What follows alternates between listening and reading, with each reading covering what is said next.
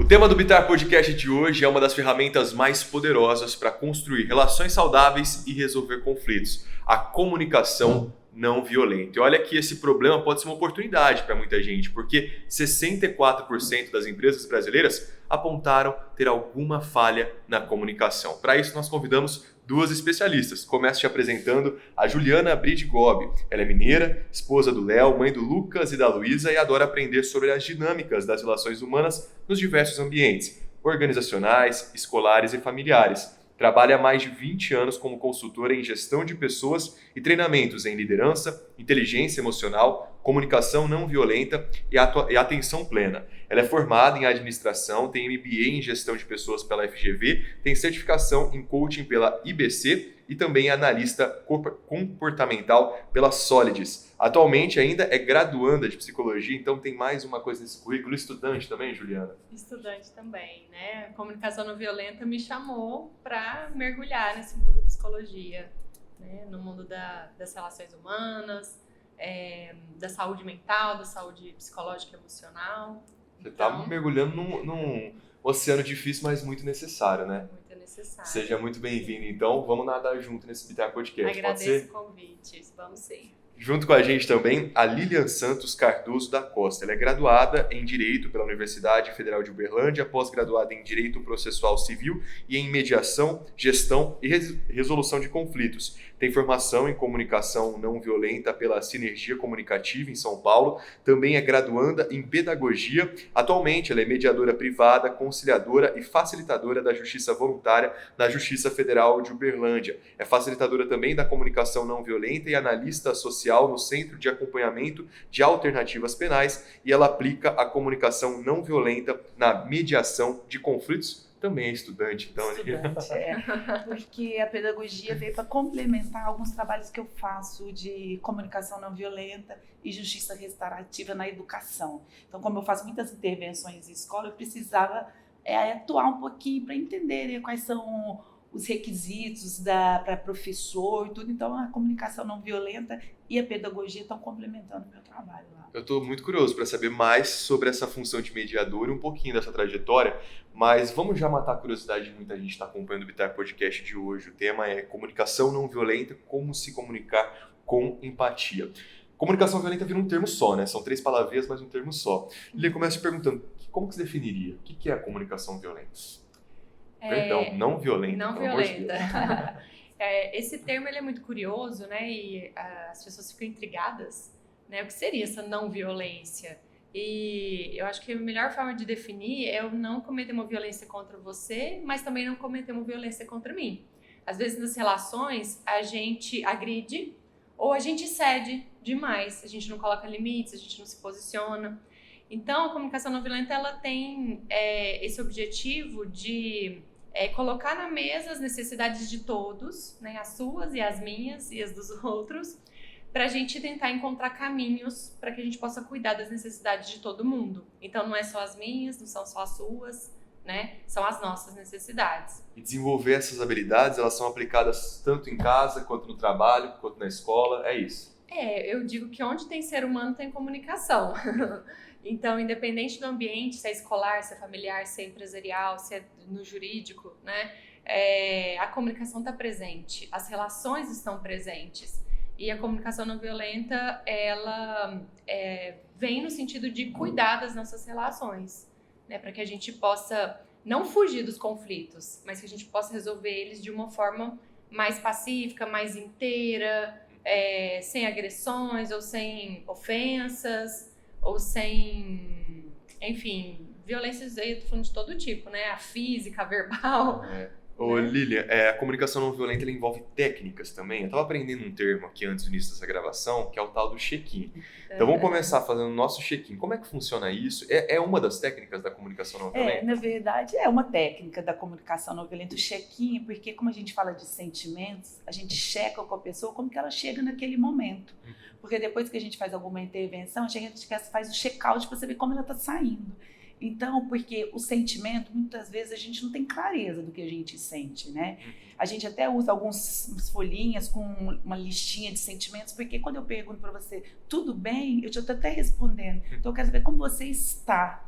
Então aquilo ali é sentimento mesmo, aquela emoção que está dentro, viva dentro de você. Então a gente, normalmente, quando a gente vai fazer qualquer trabalho, né, a gente fala assim, vamos fazer o nosso check-in? E a gente pode fazer até diariamente também. Você acorda de manhã e fala assim, como eu estou me sentindo agora? Né? O que esse dia me espera? Então, qual que é a emoção que está batendo forte aqui? Então, é uma das formas que a gente utiliza, né, a comunicação não violenta é fazendo check-in. Qual que é o resultado disso? A pessoa enxergar como a sua humanidade ali. Então, quando eu passo para avaliar o que eu estou sentindo, porque quando a Ju fala onde que eu posso aplicar a comunicação não violenta, o que acontece? É melhor você aplicar consigo mesmo. Porque eu também sou violento comigo, né? Quantas vezes você não comete algum tipo de violência com você na sua fala com você mesmo? Então, quando você checa como eu estou sentindo, você vai aprender qual é a intenção minha hoje, né? Eu vou conversar com o meu chefe, qual que é a minha intenção com ele? Então, antes de conversar, eu vou ver qual que é a minha intenção, como eu estou me sentindo. Por quê? O Marshall fala que os nossos sentimentos, eles são mensageiros das nossas necessidades. E se a gente tem uma conversa baseada nos sentimentos e nas necessidades, a gente tem uma conversa mais próspera, uma conversa mais assertiva com o outro e com a gente mesmo. Então, você identifica o que eu preciso, né? E quando a gente fala de necessidades, a gente fala desse elemento que é importante para mim, e todos nós temos as mesmas necessidades. Então, eu identifico qual é o meu problema. Então, o meu conflito, o que eu estou sentindo agora? Por exemplo, Lívia, o que você está sentindo agora?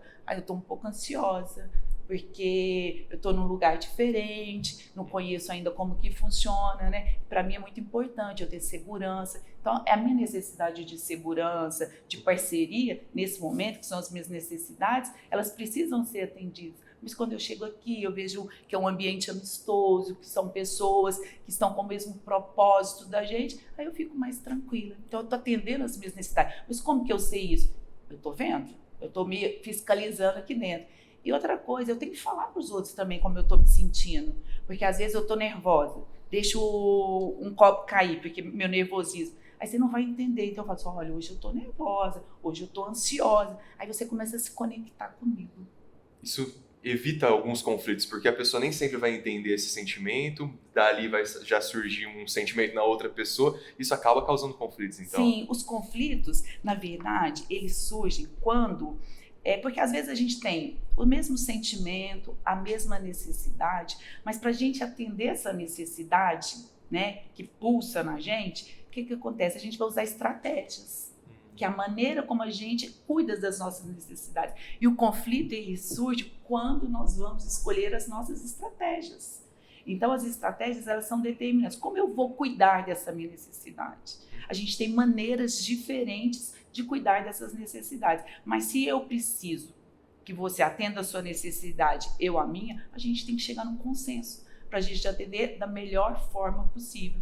Então, é interessante e importante que a gente aprenda a entender quais são as nossas necessidades, né? Porque elas são universais, mas nós temos elas aí. E essas estratégias nem sempre são as mais corretas. Né? Assim, é porque são Quando a gente escolhas. vai atender essa necessidade, muitas vezes a gente opta por um caminho que nem sempre é o melhor. Pode acontecer. O Marshall Rosenberg, que foi o psicólogo americano que idealizou, né, a comunicação não violenta, ele chama de estratégias trágicas, né? Que são aquelas estratégias, então, por exemplo, eu tenho uma necessidade de ser ouvida, e aí eu grito, né? Ei, né? Talvez foi uma estratégia trágica, porque isso te assustou, isso te deixou, assim, talvez com raiva de mim. Então, essa estratégia trágica, ele fala, opa, vamos pensar em outras estratégias para você ser ouvida? Será que você pode colocar a mão no ombro da pessoa e chamar, ei, gostaria muito que você me desse, né, a fala. Quero ser ouvida aqui também. Tem uma sugestão para dar. Entende? Então, ele não gosta muito desse termo certo e errado, né? Que ele fala que isso são nossos julgamentos.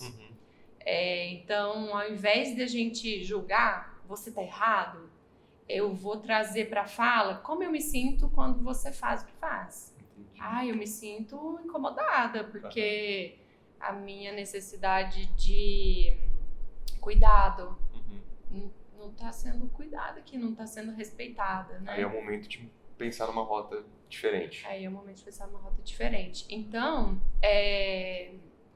eu gosto muito da imagem da árvore para representar a comunicação.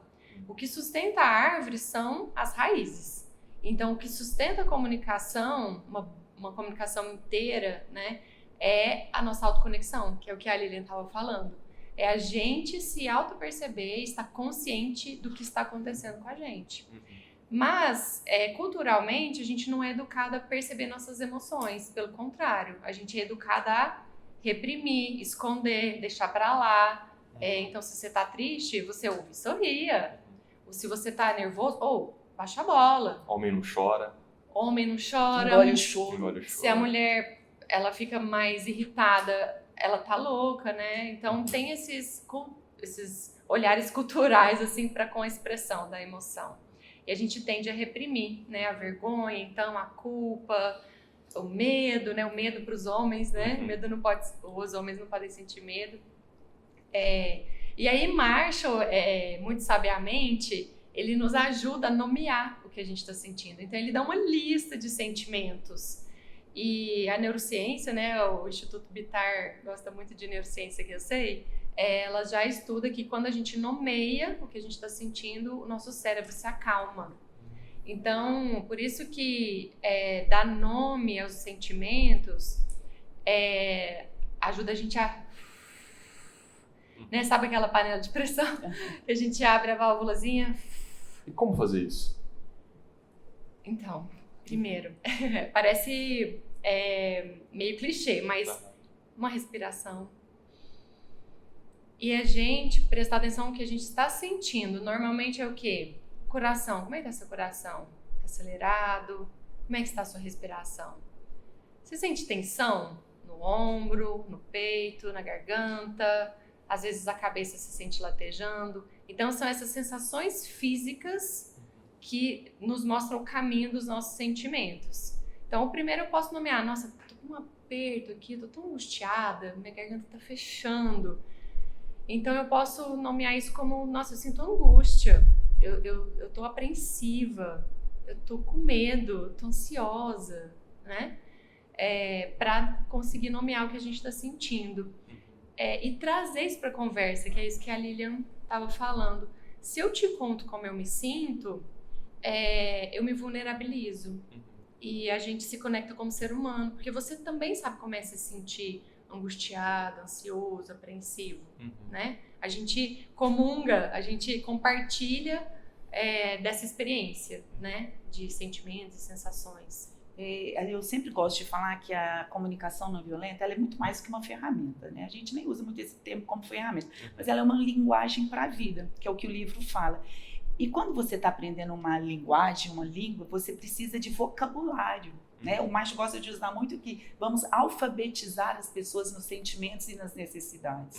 Então a gente tem que entender o que são sentimentos, porque o nosso repertório, nosso vocabulário de sentimento é muito curto, né? Se eu pergunto para você, e aí, tudo bem? Você fala assim, tudo bem ou não. Então, assim, tem muitas mais coisas que a gente sente. Então, se a gente começa a se educar e a ensinar para as pessoas muito mais do que ela está sentindo, o que é importante para ela, elas vão... A conexão, porque a palavra-chave da comunicação não violenta é você se conectar com o outro, né, Ju? E aquilo, o que acontece? E quando você tem um vocabulário que você sabe se expressar, né? Igual o Marshall fala que se eu sei o que eu sinto, o que eu preciso, tudo fica mais fácil, né? Mas e a gente tem que aprender. Quando você está aprendendo inglês, tem as palavras, na linguagem, na comunicação não violenta também você vai aprender esse novo vocabulário.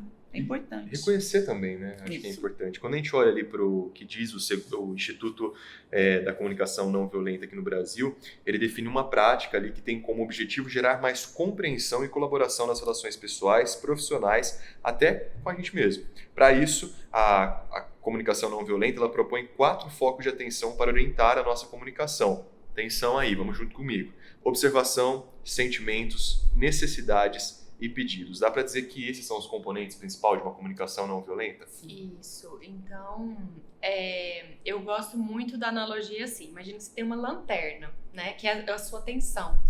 Você pode mirar a sua atenção nos seus julgamentos. Então, assim, poxa, não acredito que você fez isso. Você é muito inconsequente. Você é irresponsável. Então, eu estou mirando o meu foco de atenção nos meus julgamentos para com você.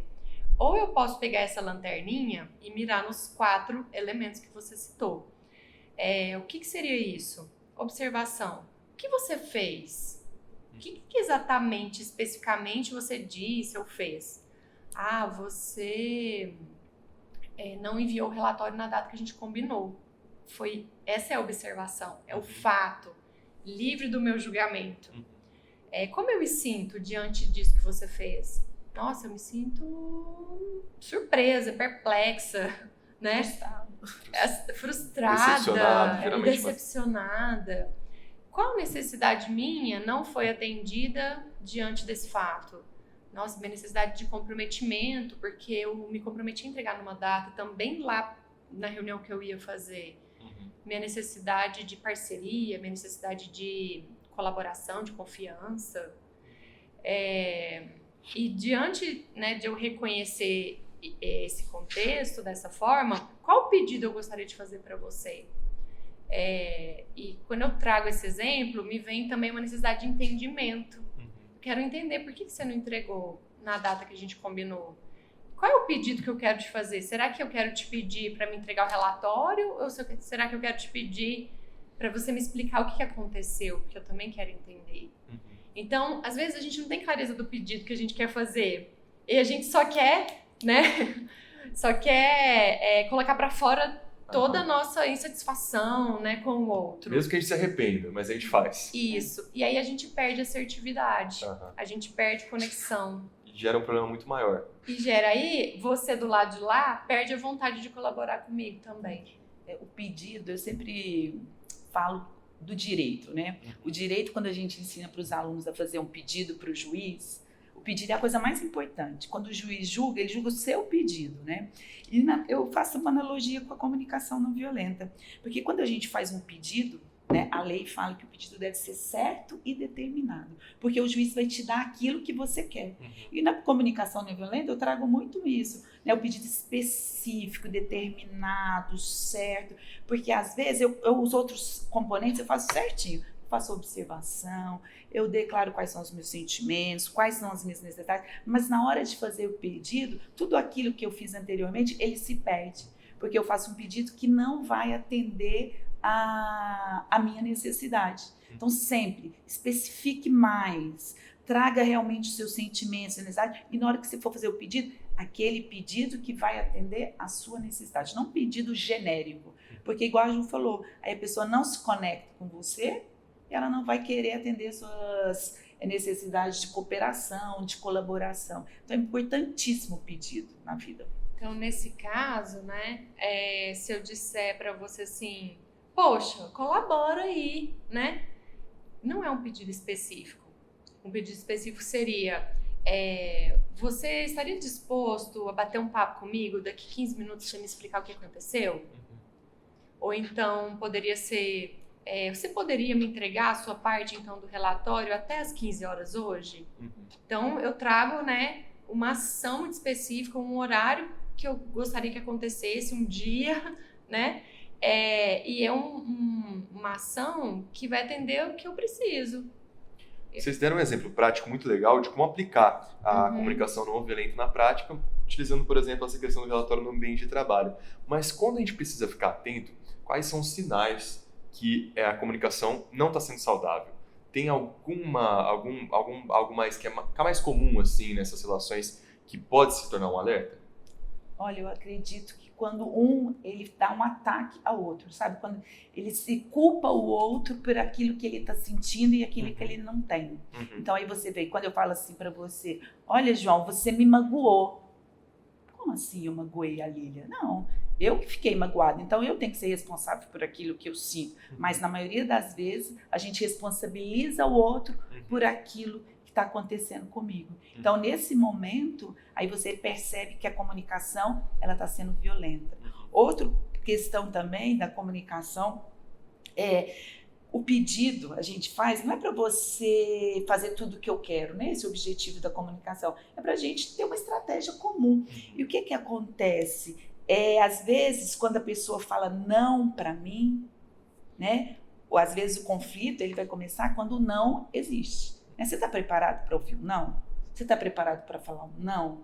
Né? Então, quando eu falo não para a pessoa, eu falo assim, mas eu fiz tudo certo, eu observei, eu falei meus sentimentos, falei minhas necessidades, por que ela não quer colaborar comigo? Porque eu falei não. Então, na maioria das vezes, né, o conflito, ele começa a partir do momento que eu ataco o outro, responsabilizando ele pelo que está sentindo, e na maioria das vezes, quando eu ouço um não. E é interessante isso que a Lilian trouxe, porque às vezes a pessoa fala muito bonitinho. Faz pra mim, faz, favorzinho. Aquela carinha de dó. Mas nesse pedido tá uma exigência, que se você não fizer, depois eu vou descontar, depois eu vou me vingar, vai ter uma retaliação. Então, a gente tem que tomar muito cuidado, porque as pessoas pensam assim, agora eu vou começar a praticar comunicação não violenta, eu vou ficar paciente, eu vou ficar boazinha, eu vou falar só assim manso, né? E pelo contrário, a comunicação não violenta, ela te dá muita firmeza, muita assertividade. Mas eu não preciso trazer junto com a minha firmeza e assertividade uma ofensa, uma violência, entende? Assim, uma coisa. Às vezes, a pessoa que fala baixinho, né? Olha lá, a Ju fala baixinho. Ela é violenta na fala dela. E às vezes, por exemplo, eu tenho a voz alta, né? Falo alto. As pessoas, nossa, a Lília tá brava. Não é isso. É porque é a forma como a gente se expressa. Mas por trás de uma voz boazinha pode estar escondidos, né, violências muito profundas. O silêncio também pode ser muito violento, né? O silêncio, ele pode impactar no outro como... não te reconheço, né? Tô te ignorando, tô desqualificando, você não é importante. Então, pode ver, não é uma agressão física, não é ninguém gritando. É simplesmente uma pessoa se silenciando e se recusando, por exemplo, a conversar com outra. E muitas vezes esse pedido já vem num tom de uma comunicação que é violenta, quando ele fala assim, você vai fazer isso pra mim, né? Isso. Já é uma exigência, não é nem um acordo, né? Quando a gente olha para o glossário também da comunicação não violenta, que foi desenvolvida pelo Ministério Público de Minas Gerais, a definição que a comunicação não violenta está presente desde o envio de comunicados, escrita de relatórios e ofícios, e até atendimentos por telefone, atendimentos presenciais, individuais ou coletivos. Onde houver comunicação verbal, não verbal, digital e escrita, a comunicação pode se fazer presente. Inclusive, o Ministério Público orienta que a prática seja utilizada durante atendimento ao público, escuta de vítimas, escuta de pessoas que respondem a ações criminais ou civis, ainda na formulação de perguntas e relacionamentos, então, com os integrantes da equipe de trabalho. E a gente pergunta, então, como é que funciona, como que você aplica a comunicação não violenta no teu dia a dia. Eu queria que você compartilhasse um pouquinho também dessa questão da mediação. Pode ser algo novo para muita gente. A mediação, dentro do sistema de justiça, ela é obrigatória na área civil. Então, o que é a mediação? Qualquer um pode ser mediador, né? Desde que você tenha um curso superior em qualquer área e você faz uma formação credenciada pelo tribunal da sua cidade ou pelo CNJ. Aí você está habilitado a fazer uma mediação judicial, né? É um curso fora do sistema de justiça. E a partir daí, quando há, né, os processos, as ações, o juiz nomeia. Antes do juiz analisar o pedido, ele nomeia um mediador para fazer uma conversa, mediação mesmo com essas pessoas. E ele usa a comunicação não violenta como uma forma de conversar com essas pessoas. Por quê? O sistema de justiça, quantos processos tem? O juiz não consegue ouvir todas as pessoas como elas gostariam de ser ouvidas, né? Escutadas. E quando há a presença do mediador, e esse serviço é totalmente gratuito nos tribunais, né? Existe um órgão lá que chama Sejusc nos tribunais, e você vai lá e faz o seu pedido para que seja instaurada uma ação. Então ele faz isso e depois isso vai para o juiz. Aí você vai conversar com essas pessoas, porque a mediação ela é uma resolução de conflitos de forma pacífica. Né? A figura do mediador, ele não está ali para dar a solução. Ele conversa com as pessoas, ele intervém, né, para que um escute o outro, ele faz essa ponte. E aí, através dessa escuta, ele aplica a questão da comunicação não violenta, que ele fala assim, olha, vamos fazer um pouquinho, o que você está sentindo, o que você precisa, né? E ele tenta identificar com as pessoas, porque o protagonismo todo é da parte, porque não é um juiz que é um estranho a você, que não te conhece, que vai julgar a sua causa. Não, é você mesmo com a outra parte. Vocês vão trazer, baseado nos sentimentos, nas suas necessidades, qual a melhor solução para aquele problema. E o mediador, ele vai ajudá-los, né, exercendo esse papel de facilitador da conversa, porque há um conflito. Porque o conflito, ele é bom ou ruim? Não existe conflito bom ou ruim. O conflito, ele fica bom quando você consegue resolver. Agora, quando o seu confronto é ruim, aí, às vezes, você não consegue, você perde a maneira de comunicar. Então, a mediação é para que as partes voltem a se comunicar. E a comunicação não violenta é a maneira melhor que a pessoa pode ser ouvida. Né? Uma vez eu estava fazendo uma mediação de um casal, que eles tinham um filho em comum, e a mulher queria que aumentasse o valor da pensão. E os dois não tinham o mínimo diálogo. E naquele dia, aquele homem, ele foi lá com uma escuta muito importante. E aí ela falou, ele falou, a gente fala, né, escutativa é isso. Um fala, o outro sem interromper, o outro escuta, que é importante o momento da escuta também. E quando ela falou que ela precisava que a pensão fosse maior, porque aquele filho, a partir de 2 anos atrás, ele estava utilizando um transporte para ir para a escola, ela explicou qual era a necessidade, o que ela sentia. E ele só falou assim para ela, você nunca me falou isso. Né? E foi baseado, a gente ensinou para eles naquele momento, que era para falar o que sentia, porque era importante, e ela fez. E ele, na hora, ele falou assim, eu vou pagar, porque você nunca tinha me falado que era para isso. Então, traz essa conexão humana. E processos judiciais traz o protagonismo para a parte. Né? Outra maneira que a gente utiliza também, além da comunicação não violenta, em alguns casos, tanto no criminal e no civil, a gente trabalha com a questão da justiça restaurativa, que é a autorresponsabilidade, cada um se responsabiliza pelo que fez, e a questão também da reparação do dano. Como eu posso reparar aquele dano? Então, quando você traz esses elementos para a conversa, há uma transformação, porque primeiro, há conexão humana. O processo é mais célere, porque não vai depender quanto tempo demora. A primeira coisa que um cliente, quando você é advogado, te pergunta assim, quanto tempo vai durar esse processo? Eu não imagino. Né? Porque a gente não sabe o que vai acontecer nos atos processuais. Então, na mediação, todo mundo, quem depende disso são as partes. Elas que criam quando vão ter as sessões, como eles vão se comportar. Né? O caso mais famoso que a gente tem no Brasil é o caso do Grupo Pão de Açúcar com a empresa, o Casino, que comprou o Carrefour. Então, eles fizeram toda a negociação. E aí chegou o momento que o Abílio Diniz, ele tinha que sair da direção do grupo. E ele estava resistente, apesar de ter uma participação societária. E a mulher dele estava cansada dessas demandas, eles tinham filhos adolescentes, eles queriam outra vida.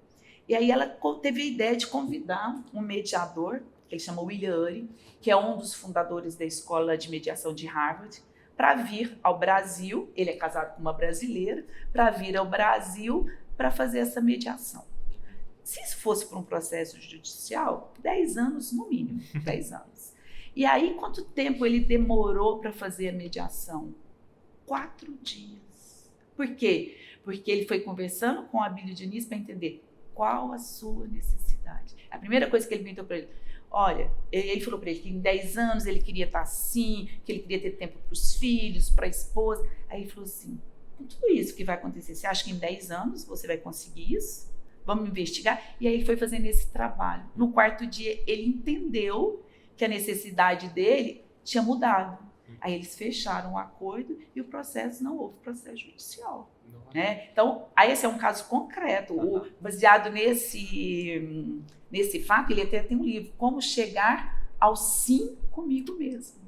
Né? Ele tem uma coleção de livros. Por quê? O Abílio Diniz, ele atendeu um sim dele, que era a vida dele com a família. E aí foi através da mediação. Mas o quê? A comunicação não violenta estava presente lá. Então, ele usou essa técnica. Vamos identificar qual que é a sua necessidade? Por quê? Qual que é o seu sentimento? Quando ele conseguiu identificar a necessidade dele, foi fácil resolver o problema, aí os advogados, os administradores tomaram conta da resolução mesmo, da parte burocrática do problema. Caramba, olha aí, quantos exemplos numa resposta só. Eu ia perguntar para você se você tinha algum momento dessas mediações que você lembrava que te surpreendeu tanto das pessoas chegarem talvez num ponto de estresse tão grande e saírem da sala talvez já dando um abraço. Olha, eu tive uma que eu fiz que era um casal de mulheres, né, uma relação afetiva, e elas estavam se separando. Na verdade, eu estava até como advogada, mas a gente usa as técnicas também com o cliente, né? E no momento da sessão de mediação, ela falou assim para mim: Lilian, a gente tem uma relação de alma, né? Nós vamos nos separar, eu quero me separar, mas eu preciso falar para ela algumas coisas da nossa relação. Você acha que é o momento? Eu falei assim, esse é o momento. Né? Se fosse uma ação judicial normal, o juiz não ia te ouvir, mas esse é o momento. Aí ela abriu a alma dela, contando para a outra como que era a vida, o que ela precisava, o que era importante. O acordo financeiro fluiu depois, né? Porque elas conversaram assim, abertamente, uma ouvindo a outra. Eu saí de lá muito emocionada, porque elas saíram conversando normal, né? E se separaram. Mas saíram conversando normalmente uma com a outra. Foi importantíssimo isso para ela. Imagino. E Lilian, no comecinho desse episódio a gente falou de uma palavrinha que ela não foi esquecida, pelo contrário, ela foi colocada em prática ao longo de toda essa conversa, mas não foi citada: empatia. Fica imaginando que no teu dia a dia, enquanto mãe, esposa, estudante, profissional, ter que exercitar muitas vezes para continuar essa consistência da comunicação não violenta. Qual que é a importância de ter esse olhar empático para que a gente consiga chegar nesse resultado, cumprir todo esse processo? A empatia é fundamental. E aí, resgatando aquela imagem da árvore, da CNV, que as raízes, né, da comunicação estão na nossa autoconexão, eu digo que a gente consegue oferecer empatia quando primeiro a gente se ofereceu empatia. Então, esse caminho, né, primeiro raízes e depois eu vou para os troncos, né, que um dos troncos é a empatia, é fundamental. E aí a empatia, lembrando também da analogia da lanterna, né, onde que eu vou mirar a minha atenção, a gente pratica a empatia com a comunicação não violenta, tentando investigar que sentimentos estão presentes no outro, quais necessidades será que ele está tentando atender, o que será que ele está tentando pedir. E aí é importante ressaltar que às vezes a gente assume como verdade o que a gente pensa sobre o outro. É porque ela tá cansada, porque ela tem filho pequeno, né? É porque ele brigou com a esposa, por isso que ele tá mais irritado hoje. Opa, peraí, isso são histórias da minha cabeça. A empatia eu pergunto, né? São hipóteses, eu preciso confirmar com o outro. Então você tá se sentindo muito cansado hoje? Nossa, eu tô cansado, tô exausto, mas não é só isso, eu tô triste também, porque... né? Então eu checo com o outro o que talvez o lado de cá eu esteja percebendo. Mas eu miro a minha lanterninha da atenção nos sentimentos, necessidades e pedidos, e não nos julgamentos. Por isso que o Marshall Rosenberg fala assim: com a comunicação não violenta, a gente é capaz de traduzir qualquer palavra, qualquer ofensa, qualquer ato que venha do lado de lá. Porque toda fala e todo ato é uma ação no objetivo de atender alguma necessidade. Então, tudo que a gente faz, a gente escolhe, a gente fala, é com o objetivo de atender alguma necessidade nossa. Do lado de lá também. Então, isso nos ajuda a olhar para o outro com mais empatia, olhar para a humanidade do outro, que talvez ele esteja escolhendo um caminho trágico para cuidar de necessidades dele. Isso tem um impacto em mim, e eu também posso contar para ele como isso está me impactando, mas eu também posso oferecer, né, empatia, quando do lado de cá o meu copinho de empatia também está cheio.